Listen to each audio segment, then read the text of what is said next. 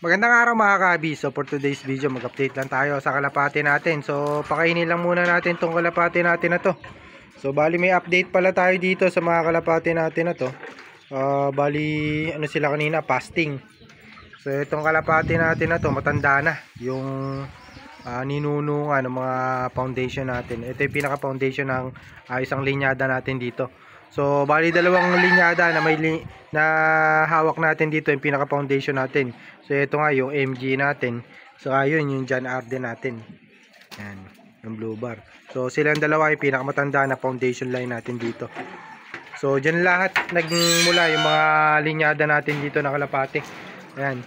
So sila yung dalawang kalapati natin na talagang pinaka-pundasyon. Meron tayong mga kinocross na linyada kaso sa kanila nakapaikot yung kalapati, yung pundasyon ng kalapati natin. Ayan. So papakainin lang natin.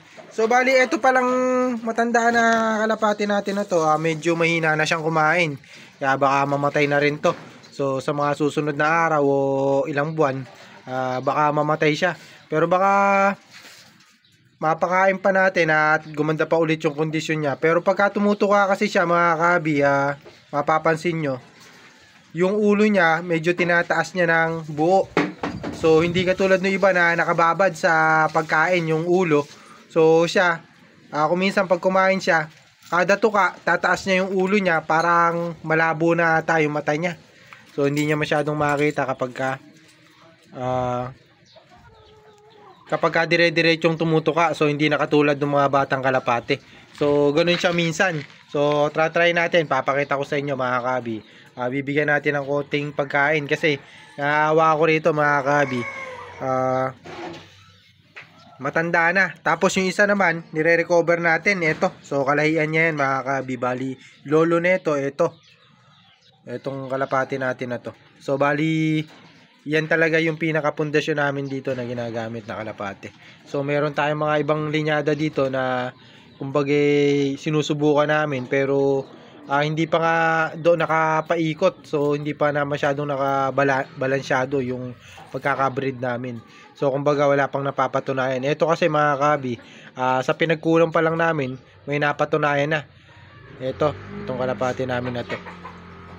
Ayan. Tapos yung anak niya mga kabi, nasa atin pa naman yung ginagamit natin, yung 7th overall champion. So bali yung tatay nun mga kabi, ayan. So ganyan ang itsura. Ito yung tatay nun mga kabi, bali maglolo nga sila, sabi ko nga sa inyo. So pakainin lang muna natin mga kabi para ma-check natin kung maganda yung magiging pagkain niya. Pero payat na kasi to mga kabi, hindi na masyadong nakakatuka nga o hindi na siya ganun ka magana pa naman siya kumain. Kaso pag isinabay nyo nga sa mga bata, sa maraming kalapate, baka mamatay siya kasi nga unti-unti nga siyang hindi makakain o mauunahan siya lagi sa pagkain. So kawawa. Kaya dito namin nilagay to kasi nga medyo matanda na. At baka isang araw nga, sabi ko nga sa inyo, baka bigla na lang mamatay itong kalapate natin. So ganun kasi ang hirap sa mga kalapate. So kailangan nakapokus din kayo kuminsan. Lalo na siguro pagka mga fancy, yung mga malalaki ilong yung kalapate nyo. So yun yung kahirapan doon mga kabi, hindi sila gano'ng makatuka. Kaya kailangan talaga solo-solo o kaya mga pares-pares lang ang pagpapakain. So pakainin lang natin itong mga kalapate natin. So hindi naman masyadong marami mapapakain natin dito. Yung dalawang puti natin na to, ayan. So baka ito i-breed natin dyan. Ito una nating i-breed. Kaso wala pa, hindi pa breeding age yan. So namamares na sila kaso hindi pa breeding age. So yung breeding age naman mga kabi ng kalapate, nasa 6 months nga pataas. So 6 months yung pinaka bata. Pero yung sa experience ko sa pag-alaga ng kalapate, 5 months old nga lang, nagitlog na yung kalapate. So dun sa nakakuhanan ko, parang 4 months na ata, nagitlog na yung kalapate. So yung choco natin yun, yung breeder natin na kalapate, na namatay din nitong mga nakaraang buwan mga kabi. Yun yung kalapate natin na in-update yung choco, yung fake mulima natin na kalapate, namatay nga. So yun yung pinakabata na nalaman ko nga na nagitlog. So 4 months old, nagitlog. So ako, experience ko mga kabi, nasa 5 to 6 months nga mga kabi, nagitlog yung kalapate. Sa experience natin yan yung pinakabata. Mahilig kasi tayo mag-breed o magsalang ng mga batang kalapate. Kaya, so yun nga mga kabi, pakainin na natin. At kanina pa tayo nagpapakain. So bali, pinakain na nga natin. Ayan. So itong mga puti, pabalibag natin sa labas. Para hindi sila masyadong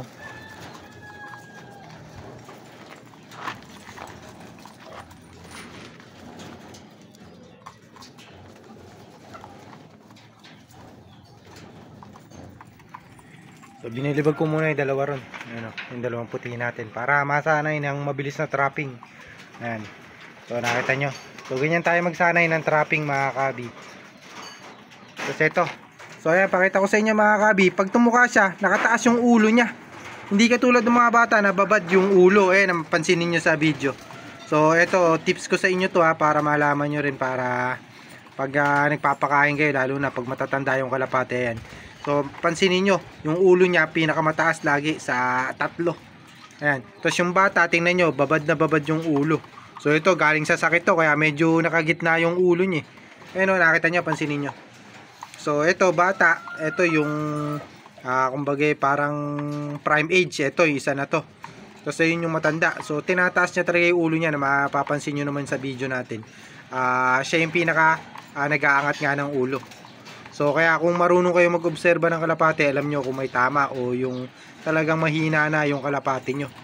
So ganito ang pagtingin nga mga kabi ng kalapate. Ayan. Baka sabihin nyo kasi nag-iimbento tayo. Ayan. So ganyan, pagka marunong kasi talaga kayo at matagal na nag-aalaga ng kalapate mga kabi, makikita nyo pa lang. Sa pagtuka pa lang ng kalapate, alam nyo kung may sakit na, alam nyo kung mahina na o may tama na yung kalapate nyo. So, yan yung tip ko sa inyo na mabibigay. So, pagmamasdan nyo lagi pagka kumakain. So, usually kapag ka-cover yung patukaan nyo, hindi nyo mapapansin yan yung may cover yung patukaan. Hindi nyo mapapansin kasi nandun sa loob yung ulo.